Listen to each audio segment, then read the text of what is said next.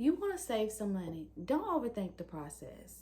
Start where you are, even if starting is small. Hey y'all, welcome and welcome back to my channel. My name is Latasha Brown, here to help you experience a healthier and greater life and financial life. Today I want to share a plan, a process, a strategy for anyone who want to save money but feel like they don't earn enough money or they're on a lower income. After this video, you will understand a strategic way to save money no matter what income level that you have. So let's just dive right in. How to save money on a low income. First things first, you want to start with your budget. You know, if you are currently budgeting or if you're new to budgeting, you want to start there when you're trying to save money. Because what your budget will do is it outlines your expenses, your spending, your income, and then you can do the simple math and subtract your expenses from your income and really understand what you're working with. Because here's the thing, a lot of times when you start saving first without even referring back to your budget or understanding what you have to work with, that's when you have to dip into your savings to cover an expense or a bill, and then you find yourself not meeting your savings goal. So you want to start with your budget. And then you want to ask yourself, what am I saving for? What is my savings goal? So if you do not have an emergency fund, you want to start with your emergency fund. And I always say to at least start with saving 1 month worth of expenses. Yes, the goal is to save 3 to 6 months worth of expenses, but you have to start somewhere. And that's why your budget is so important, because it's going to identify what your 1 month expenses are so that you can shoot for that goal. And so you'll be able to understand what you need to save, and then you can properly plan for that goal. Outline what you can realistically save each and every month. And that's by going back to your budget and seeing what your final numbers are, and then outline what you can realistically save each and every month. And then you want to even break that down. For example, you know, based on your budget, that you could save $150 a month realistically, right? You want to break that down even more. So you know that $150 is broken down bi-weekly is $75, and if you break that down weekly, it's $37.50. So say that you have a 1 month worth of expenses is $3,000. And so you want to shoot for $3,000 as your savings goal for your emergency fund.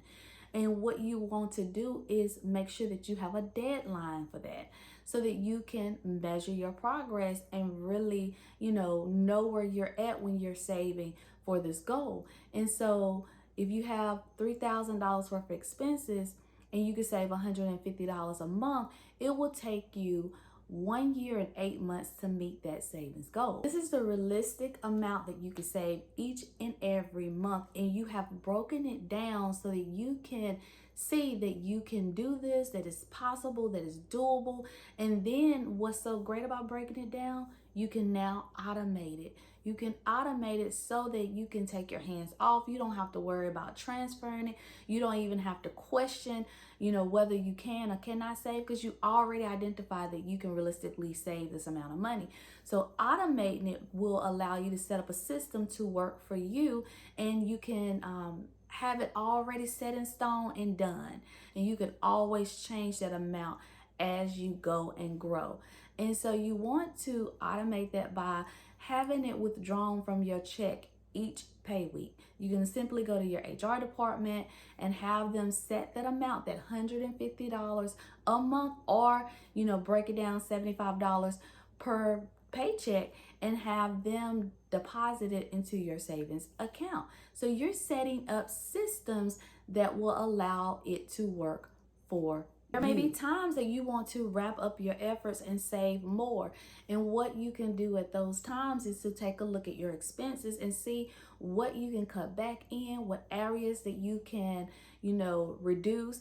I always take a look at my expenses, and I will call my bill providers and see if I could get a better rate. And I like to do this 2 to 4 times out of the year. Just call them up and say, hey, I've been with you this amount of time. I want to see if there's any savings or discounts that I can maximize to help me, save some money. and just give them a call or look back in areas of your expenses that you can eliminate or cut back in. Maybe they no longer align with where you're going and you want to cut back in those areas. Allow yourself to do that.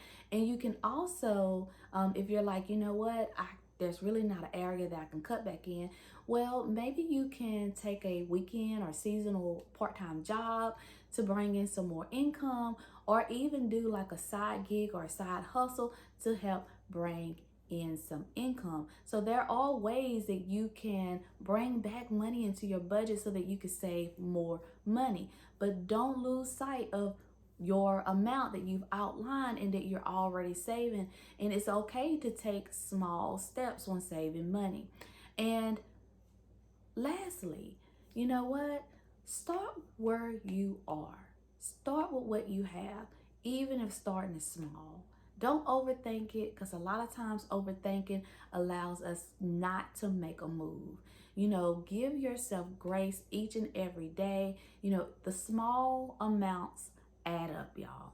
They add up tremendously. Strategy, you can easily make sure that your goals are SMART by using the SMART goal process.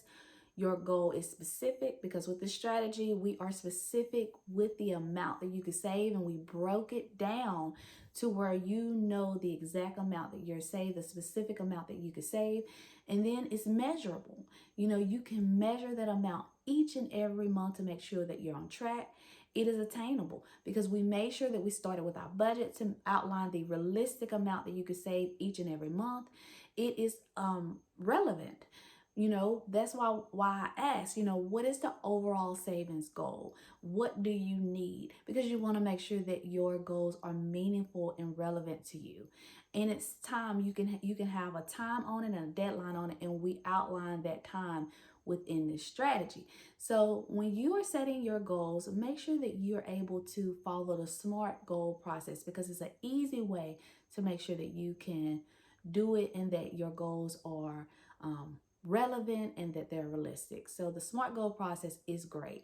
Now, if you're looking for a way to track your savings and to budget that will allow you to include your savings goals and to be more committed and consistent, check out the Uncover Your Financial Vision Budget Planner.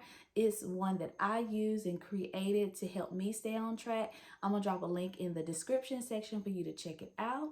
And check it out. It's a great way that will allow you to be committed to budgeting and committed to meeting and measuring your savings goal. Working with someone and they say, you know what, I don't earn enough money to save money. And I give them the strategy. They're like, oh my gosh, I have saved $500 in 3 months or whatever. Even when it comes to my daughter, she'll be like, Mom, I don't make enough. I don't earn enough to save money. And then I sit down with her and we create a strategy and she has saved all this money. And I'm like, yeah, I know. So that is all I have for you.